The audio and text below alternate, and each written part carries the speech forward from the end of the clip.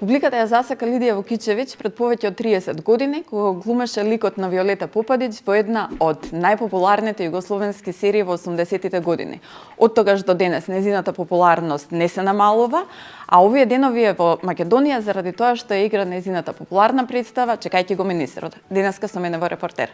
Лидија, добар ден. Добар дан и хвала вам на позиву и поздравljam публику која нас гледа широм Македонија. Вие долго време не сте биле во Скопје, Да. меѓутоа сега сте тука со представата "Чекајќи го министерот". Како реагираше публиката? Јас вчера видов, вие веднаш објавивте видео на кое што имаше огромни овации по крајот на представата. Колку сте вие задоволна? Презадоволни. Тоа е стварно синоќ било фантастично. Представа je uspešna onoliko koliko publika učestvuje u toj predstavi.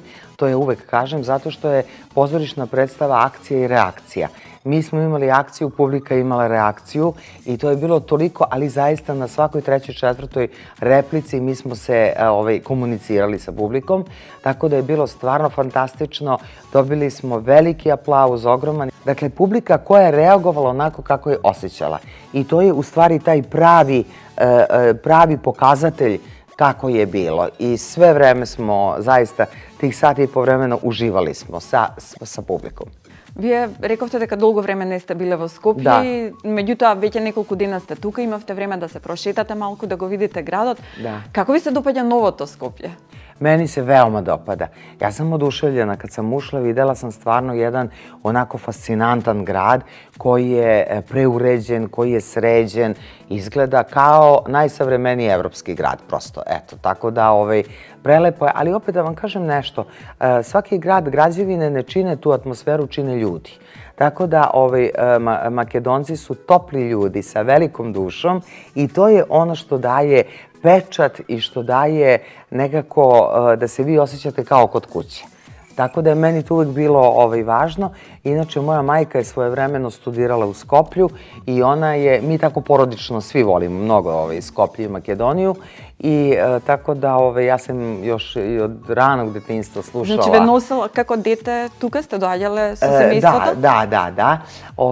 Tako da i ranije, ja sam prvi put došla u stvari u Skoplje sa predstavom Eduard i Bog, Milana Kundere, tad smo igrali i toliko je bilo divno i toliko je bilo onako prelepo da sam ja svaki put tražila kad ćemo da idemo u Skoplje, Како што кажа во самата најава, публиката ве запозна пред повеќе од 30 години со ликот на Виолета во серијата "Подобар живот". Да. Дали ви се случува се уште на улица да ве застанат и да ви се обратат со Виолета? Verujte da me skoro, ja mislim, pola ljudi zove Violeta. I ja se naravno odazivam na Violeta isto kao i na Lidija. To mi je sasvim normalno. Zato što je ta serija je toliko ušla u kući i prosto su se ljudi identifikovali sa likovima koje smo mi igrali i to i kad mi neko kaže jel ti to smetalo u karijeri, pa ne može nešto što vas je izbacilo da vam smeta. Da vi To je se уште едно од најпопуларните југословенски серии кои што се репризира. Tako je. I meni je drago što je tadašnja Jugoslavija bila kad smo mi igrali. Tako da mi smo u stvari uhvatili negde, posle se izdešavalo šta se izdešavalo, ali ja volim što je ta serija bila u Jugoslaviji. Jer mi je mnogo više to značilo nego sad da je to srpska samo serija, na primjer. Колку се сменати работите од тоа време? Значи да, вие снимавте серијата во време на Југославија, потоа земите се одделија, секој има сопствена продукција. Колку е различна филмската индустрија сега во однос на тоа време, снимањето на серии, снимањето на филмови? Pa da vam kažem, ogromna je razlika. Ja mislim da od onda kad smo snimali Bolji život, da sam posljednji put tad videla profesionalizam u pravom smislu te reči. Mi smo imali vozni park, bilo je sve obezbeđeno, imali smo tačno satnicu kad se šta radi, međutim to sad ne mogu da kažem, zaista sad se to izmenilo. Pre svega ja mislim da Srbiji fali ta kulturna politika. Kulturna politika koja treba da se sredi, da se negde pročisti i da se ne prave niskobudžetne stvari. Bolje neka se napravi nešto što će da bude lagano, sa novcem koji postoji, nego da se pošto poto prave neke, Bog zna kako, neke veliki projekti sa malo novca. Ne možete vi, ako nemate dovoljno novca za sve ono što iziskuje neki projekat, da li istorijski, da li ovakav, da li onakav, jednostavno to ne može da prođe. На што се сеќавате најмногу од снимањето на серијата, од дружбите со глумците? Вие во тоа време бевте релативно многу млада, 24-5 години имавте кога добивте улогата на Виолета и одеднаш станувате популарна во цела поранешна Југославија, луѓето ве препознаваат. Pa, znate kako, mi smo se družili mnogo i voleli smo se i nikada se nismo, ja kažem, nikada nismo imali nikakvu prepirku, a gruba reč bi bila da kažem svađa. Nas 5, što se tiče porodice. Mi smo 5 godina snimali bez ikakvih problema, apsolutno bez ikakvih. A što se tiče toga da ja sam bila najpopularnija glumica stare Jugoslavije. I znate kako, meni je jedina stvar bila tada u glavi, a to je da slava koliko god vam donese mnogo toga lepog, u isto vreme ta slava može i da vas uništi. Ako niste dovoljno jaka ličnost, da sve to ispratite i da ostanete sa obe noge na zemlji i da kažete to je posao kao i svaki drugi posao, s tim što je javan posao i što vi morate da budete spremni i pripremni u svakom trenutku i da se nasmejete na ulici nekom i da popričate bez obzira da li vam je dan ili vam nije dan. Дали сте се уште во контакт со глумците од Подобар живот? Дали повремено ги гледате, се слушате? Ne viđamo se organizovano, da kažem, sad se čujemo pa se dogovaramo da se vidimo, ali kad god se vidimo, mi se tako obradujemo jedni drugima da je to neverovatno. A s druge strane, skoro smo, ja mislim imao 1-2 godine, snimali smo naslovnu stranu storija. Да, ја рекреиравте сликата од воведната сцена на Подобар живот. Jeste. Kad smo se videli, čini mi se da smo stali da pričamo tamo gde smo pre 20 godina završili. Ništa se nije izmenilo u našim odnosima. Potpuno smo bili onako kao da bismo sad mogli da uđemo u studiju i da nastavimo da radimo bolji život. S tim što nam je, nažalost, Marko Nikolić preminuo i to su te stvari koje sve spada u život, pa i to. Ali eto, bili smo stvarno jedna dobra, kompaktna porodica. Koliko god smo na televiziji bili onako svako na svoju stranu. Vuko, mi smo se mnogo voleli i lepo smo se družili. Публиката, колку што ве запозна по улогата, ве запозна и по вашата специфична фризура. Да. Црната коса со црната битка на коса.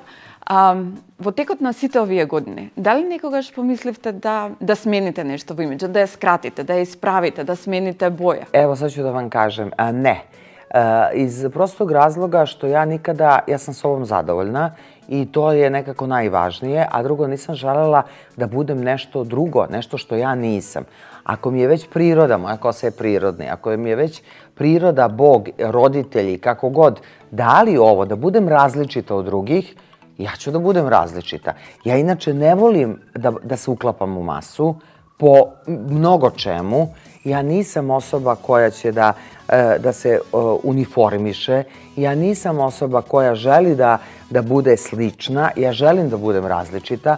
Prosto tako sam rođena sa tom kosom. Ali za ulogu, za sve ono što iziskuje moj posao, vrlo sam spremna da promenim. Tako da u jednoj seriji kod Radoša Bajića ja sam nosila perike. Onda jednom su toliko navalili, ajde ispravi kosu, ispravi. Ja sam je ispravila i svi su se složili da to izgledam kao iz onih... Da, nisam ja. A inače, ja sam ispravljala kosu do 2. godine fakulteta.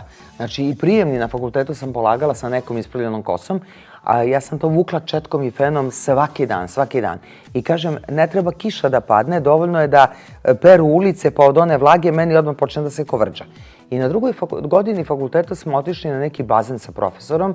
Imala sam divnog profesora Milenka Maričića i ja, pošto ne umem drugačije da se kupam nego da gnjurim, ja pravo skačem na glavu u vodu, izašla sam, znači tako sa ispravljenom kosom, i pokvasila i kad sam izašla sela pored profesora i nešto smo pričali, kako se meni kosa sušila, ona se kovržala.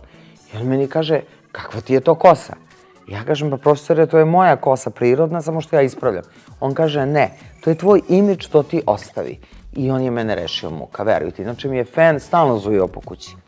Во времето на поранешна Југославија вие снимивте и серијата Жикина династија, која што во тоа време беше многу популарна, која што е се уште популарна и позната по специфичниот хумор. Da. Како беше да се игра во еден од најпознатите филмови, а тоа го направите, значи, дури и пред снимањето на Подобар живот? Da vam kažem, ja sam strašno poštovala, tako sam vaspitavana, da poštujem starije glumce i uvažavala sam ih mnogo. Ali to nije značilo da ja s druge strane potirem sebe. Ali, ako meni nešto se ne dopada ili mislim da nije dogovoreno, kao što je recimo bilo u Žikinoj dinastiji, u Žikinoj dinastiji smo dogovorili da nema nikakvog svlačenja, nema skidanja. Da bi meni u jednom trenutku reditelj, koji moj prijatelj dugogodišnji bio, on je preminuo, ali smo posle se mnogo družili, Zoran Čalić, rekao u jednom trenutku, sad ovde treba da se skineš. Ja sam rekla ne treba da se To ne беше во вашиот договор? Ne, to nije bilo ni u ugovoru, nigde. Ja kažem ne treba tu da se skinem, on kaže treba. Ja kažem ne treba, evo pogledajte ugovor, u ugovoru piše. I on je rekao, ne, ja mislim da tu treba. Ja sam rekla, ja ću da napustim snimanje. Otišla sam i sela sam u garderobu, u šminkernicu i onda mi je Jelena Žigon prišla i rekla, Lidija, u pravu si, ja te podržavam. Verujte, meni je strašno bilo neprijatno u tom trenutku da jedan veliki Gidra Bojanić i Marko Tudorović čekaju mene, ali ja sam prosto morala svoj put da pravim na taj način. Ja nisam mogla da dozvolim da se manipuliše mnome iz prostog razloga što biti glumac ne znači blesnuti i nestati, nego biti glumac znači trajanje. To trajanje morate da zaslužite onako kako vi vodite svoj put i niko vam nije kriv posle da vi kažete pa zato što sam se skinula sad, ajde, izgustirali su me, stavili na plakat kako sam se skinula i gotovo. Ne. Ja pritom nisam od onih glumica koja odbija skidanje. U smislu ja nikada neću da se skinem. Pa čekajte, ne prodajem ja paradajz na pijaci pa da mogu to da kažem. Ali to svako svlačenje u filmu ili bilo gde mora da ima debelog opravdanja. I to kad ima opravdanja, kad je znači potkrepljeno radnjom, situacijom, onda to nije svlačenje i to nije pornografija, kako bismo rekli.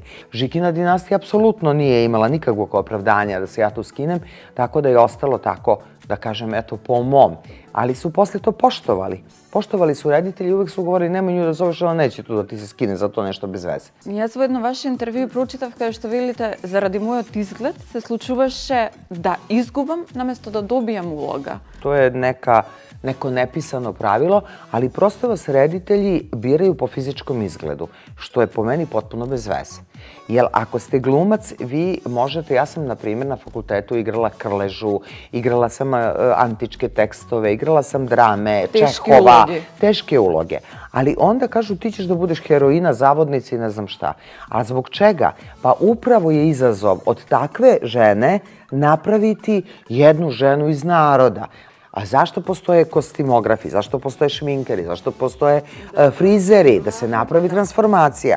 Jer jeste suština od nekog ko izgleda tako napraviti transformaciju i da vidimo šta se iz njega, onoliko koliko reditelj uspe da izvuče, uz moju pomoć, onda je to prava stvar. A ne gledati, to je po meni gledanje na prvu loptu, ali dobro, ja sam zadovoljna. Zadovoljna sam onoliko, mogla sam sigurno da uradim još mnogo uloga koje sam ja želela, i Crnjanskog, i Nađu iz romana o Londonu i mnogo tih nekih uloga, ali ja ne mogu da se poželim na svoju karijeru i prosto ne mogu da se poželim na svoje trajanje. A da li imate во текот на кариерата сопки од колегите? Glumci su jedna specifična fela ljudi i čini mi se da je tu, hajde da kažem, rivalitet neki, što ja nikada nisam imala.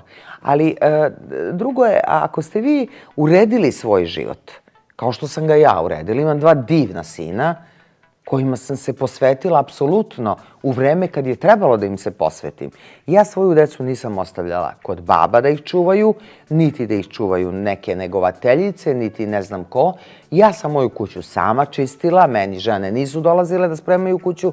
Ja sam se ponašala najnormalnije onako kako jedna žena iz naroda svaki dan radi. Да, јас се сакам да ве прашам, како се снајдовте како самохрана мајка, заради тоа што во времето кога вие се разведовте од вашиот сопруг, Вие беште деца беа релативно мали. Da, da. Da, oni su bili, Andrej je imao 7 godina, David je imao 4. Pa znate kako, ja sam se razvela onog trenutka kad sam osjetila da je ljubav prestala.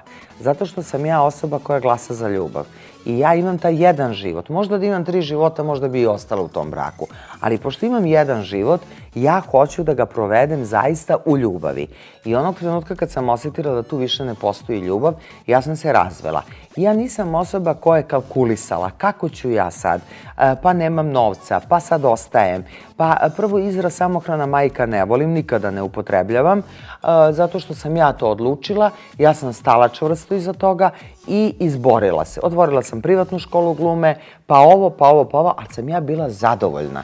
Zato ja stalno potenciram to da čovek mora u sebi, u svojoj glavi da bude rasterećen, da bude zadovoljan sobom i onda mu je sve drugo lagano.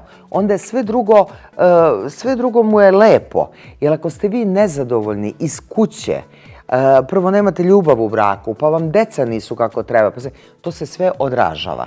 Tako da sam ja uvek gledala da budem zadovoljna time što sam i radikalno sekla. To su neke stvari koje sam ja u trenutku rešila. Znači, to se nagomilavalo, nešto nagomilavalo, onda sam ja rekla, ja ne mogu više da živim u tom braku i mi smo se razveli. I ja sam veoma srećna. Pritom ja smatram da se ljudi razvode da bi im bilo bolje, a ne da bi im bilo gore. Da li ste vo kontakt sa pranešniот suprug? Da, mi imamo veoma, ja mogu da kažem, korektan odnos. Jer ne volim ni ono pravo da vam kažem kad nego kaže ma mi smo u divnim odnosima. Pa čekaj, što ste se razvodili ako ste u divnim odnosima? Mi smo u korektnim odnosima, ali moj najveći uspeh je što sam ja sačuvala taj odnos moje dece i njihovog oca. Oni imaju stalnu komunikaciju, naravno da sam ja zaslužna, a to se zna za njihovo vaspitanje, za njihovo odgajanje, za sve ono što oni jesu danas, jer sam se ja bavila decom, jer prosto nekako to je na nama majkama da mi uzmemo prirodno nekako dođe. Znate, kad se ljudi razvedu i ako majka ode nekom stranputicom, onda deca падају и онда се погубе деца. Вашите синови не тргна по вашиот пат. Вие во едно интервју дури рековте, фала Богу што не се глумци. Да. Едниот е пилот, другиот е фудбалер. Да. Ајде за фудбалерот да речеме дека го наследил талентот од таткото. Меѓутоа, од каде па желбата за пилот да биде другиот син? Мој млаđi sin je takođe igrao fudbal i kažu da je bio odličan, da je čak bio bolji od Mitra i od Andreja, starijeg sina. Ali je on meni rekao, znaš, ja ne volim ovo. Ja ne volim fudbal. Tu su takve profesije, fudbal, gluma, muzika. To ako ne volite, ne možete da radite. To je robija onda. Pritom ja nikada nisam bila od onih majke da ispunjava želje razmaženoj deci. Ja sam znala da on stoji iza te želje i da će on zaista da se posveti tome. Tako da sam preduzela sve ono što je trebalo da se preduzme i što sam ja sa svoje strane mogla da uradim, da on upiše Pilotsku akademiju u Vršcu. On je upisao, završio je kao jedan od najboljih studenata i evo on sad za 2-3 meseca treba da počne da radi u Air Srbiji i ja sam stvarno prezadovoljna. Eto. Ве паќа страв кога треба да лета? Ne, u početku sam imala i u početku sam mu stalno govorila, znaš, čim se spustiš na zemlju da mi se javiš telefonom. I on je tako radio. I onda sam rekla, pa ja uništavam njega i uništavam sebe. Jer sutra će da krene neku veliku, da ima neki veliki let, ne znam, Sidney, Singapur, Melbourne, gde sve. I šta sad ja treba da sedim pored telefona i da čekam kada će on da mi se javi. 24 sata. Onda sam presekla i rekla, u ostalom saobraćaj je mnogo bezbedniji gore nego dole. Колку сте блиска со вашите синови? Дали ви раскажуваат за нивните девојки? Mnogo sam bliska, znam sve da kuvam, ali ne kuvam. Ja sam od onih žena koja više voli da je sve pod konac, čisto, na svom mestu i tako. A kuvam samo onda kad mi dođe da kuvam. Ali sam govorila, u mojoj kući ne mora da ima svaki dan kuvano, ali mora da postoji svaki dan razgovor. Tako da sam ih naučila od malena da pričamo, da razgovaramo, oni su veoma otvoreni prema meni i mi nekad znamo da sedimo do 6 ujutru da razmenjujemo mišljenja. Ja nikada nisam htela da budem od onih majki koja je autoritativna, da, jer deci je potreban autoritet u nekom sazrevanju i odrastanju, ali nikada nisam htela kao žena da se namećem, da budem dominantna majka žena. Zato što to muškoj deci, to za mušku decu nije dobro. Oni žele da se ostvare kao muškarci, žele oni da znaju. Puštala sam ih uvek i uvek smo dolazili do sukoba mišljenja, naravno. Nikada nisam nametala svoje mišljenje i mislim da kada majka napravi tu pravu meru, da ih pustite, da su oni ličnosti, da oni imaju svoj stav, da imaju svoje mišljenje, a da vi možete da se slažete ili da prihvatite, onda su oni otvoreni i onda sa njima možete da vodite apsolutno jedan otvoren, iskren razgovor i ravnopravno da razgovarate sa njima. Da li biste strog roditelj? Pa bila sam stroga onda kad je trebalo da budem stroga. Znate kako, roditelj treba da bude strog, ali do kraja strog, onda kad se stvarno napravi nešto što će sutra njih u životu da košta.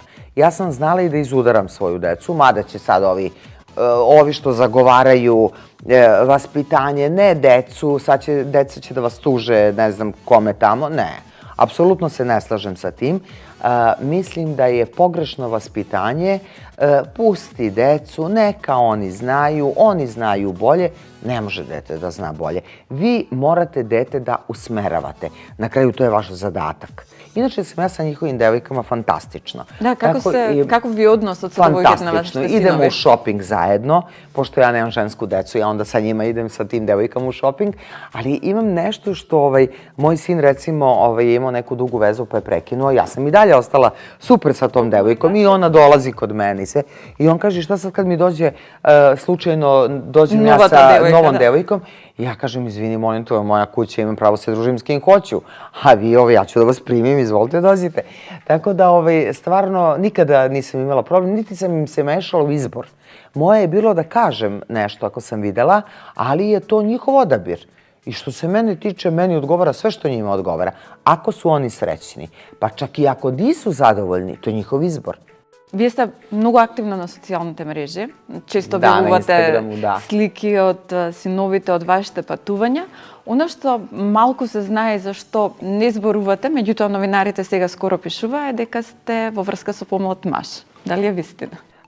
Da, u ovoj vezi sam sa mlađim muškarcem, jesam i prosto ja sam osoba koja, meni godine ne znače ništa. Jer ja se uvijek pitam koliko bismo bili stari da ne znamo koliko imamo godina. Onoliko koliko što mi je duhot, najverovatno. Apsolutno. Ja se ponašam, pratim svoj duh. I glumci su inače večita deca. I ja nikada neću da odstupim od te igre u životu. Od ozbiljne igre, kako bih rekla. Ja nisam tip osobe koji će da tako nekako se obuče u neke dugačke suknje, pa nešto, jer kao, Bože, to sad ide uz moje godine. Ja se oblačim kako meni prija. Ja kad vidim ženu da ima 200 kg i obukla je helanke, kažem svaka čast. Žena se obukla tako i to njoj prija. I šta ima ko kome da zamera kako se obukla. Ako hoće neko stavi kokošku na glavu, neka stavi, neka ide. To je njegov izbor. Volim iskrene ljude, volim jednostavne, ne volim folirante, ali zato se ja ne družim sa mnogo ljudi. Ja se sa vrlo malim brojem ljudi družim. Ja koga precrtam, ja ne da okrenem drugi list, nego ja iscepam tu stranu. Znači, kod mene nema povratka. Tako, crno i bijelo samo. Apsolutno. Jer morate da imate selekciju. Morate, zato što vas ljudi pojedu. Ako ste vi, meni je često majka govorila, ne možeš tako da budeš tako isključiva. Mogu i moram. Zato što prosto vam se uvuku neki ljudi u život koje vi što ste lepo vaspitani, pa kao dobro, ajde ja ću da mu pređem. Ne moram ja nikome ništa da prelazim. Ne mora da bude u mojoj blizini.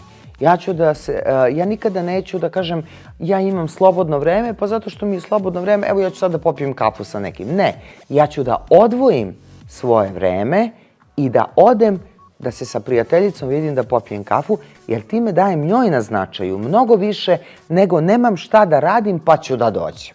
Неколку пати ги спомнавте родителите. Вашиот татко бил поранешен министер. Да. Колку ве поддржаа родителите во идејата дека сакате да се занимавате со глума? Iskreno, lepo ste me pitali. Moj otac je završio mehaniku i fiziku, on je bio ministar obrazovanja i on je rekao ovako: Lidija, ja mislim da ti treba da upišeš nešto konkretno. Neki konkretan fakultet. Pošto gluma nije konkretna. Da, gluma nije konkretna. A majke, kao i svaka majka, ona je bila srećna. Pošto te godine kada sam ja upisivala Fakultet dramskih umetnosti, bilo je 490 kandidata i od tih 490 napravljena je jedna klasa na 7. I to je stvarno bio veliki uspeh. Ali je moja majka isto se pribojavala, znala je da je to trnovit put i znala je da je to nesigurnost. Pritom sam ja osoba koja nikada nije voljela mirnu luku. Ni u čemu. Meni je dosadno. Ja mogu sve samo da mi ne bude dosadno.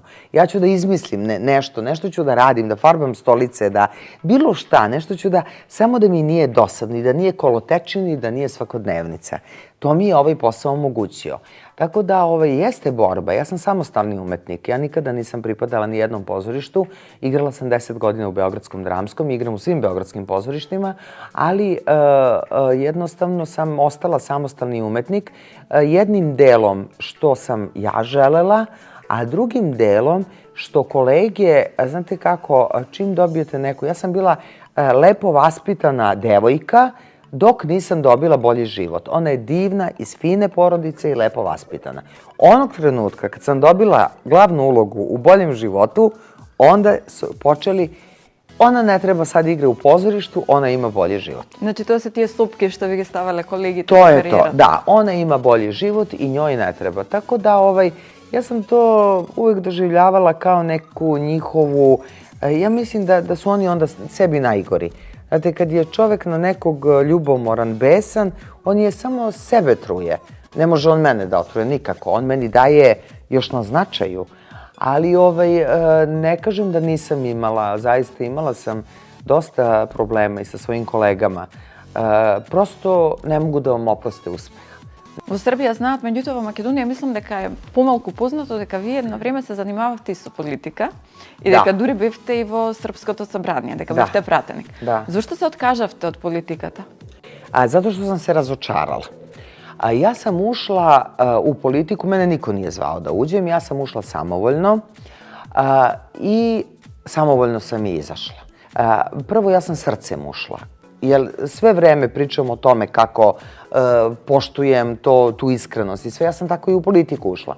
Onda su mi rekli u politiku ne možeš da uđeš srcem. Ja sam mislila da može, međutim ne. Za politiku morate da imate jak želudac, da možete da sažvaćete i da sameljete sve to što je prateće i što je propratno uz ono što vi treba da radite.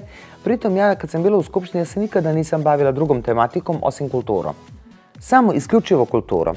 I pokušavala sam da upravo samostalnim umetnicima pomognem. Međutim, ja tu nisam nalazila saradnju sa svojim kolegama iz prostog razloga što je strah poguban. A oni su se plašili da će tadašnji ministar ko je bio, ako mi nešto kažemo, ne znam, ministar kulture će tad da, on će znati da smo mi rekli. Ja sam od onih osoba koja nema strah. Meni figura ministra ne znači, figura ministra kulture ništa ako ja moram njemu da idem uz dlaku. Ne, ministar je tu da čuje probleme koji glumci imaju i da naravno se dogovorimo i да видимо šta možemo bolje da uradimo. Уште еднаш ќе вратам на социјалните мрежи и фотографиите кои што ги објавувате. Многу често се наоѓаат на страните на српските медиуми. Меѓутоа, кога ги објавуваат тие фотографии, скоро секогаш е со коментар дека вие изгледате совршено, дека изгледате одлично, се грижите за фигурата, се грижите за вашиот изглед. Која е тајната?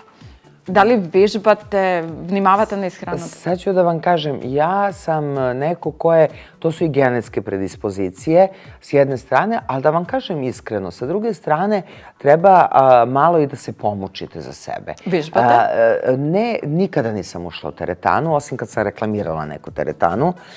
Ja sam radila, recimo, nekad radim, nekad ne radim trbušnjake, kod kuće u parteru, ali pritom vodim i računa i o ishrani.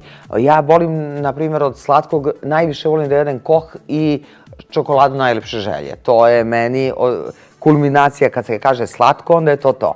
ali mogla bi pojedem 3 čokolade, ali ne pojedem 3, nego, tako da ja nisam osoba koju mrzi da se dotera svaki dan. Ne znam kako, u full šminka ne mora da bude, ali mora žena da bude malo, bar malo rumenila, mora da vodi računa o sebi, mora da, to vam je isto kao kad uveče operete zube i skinete šminku.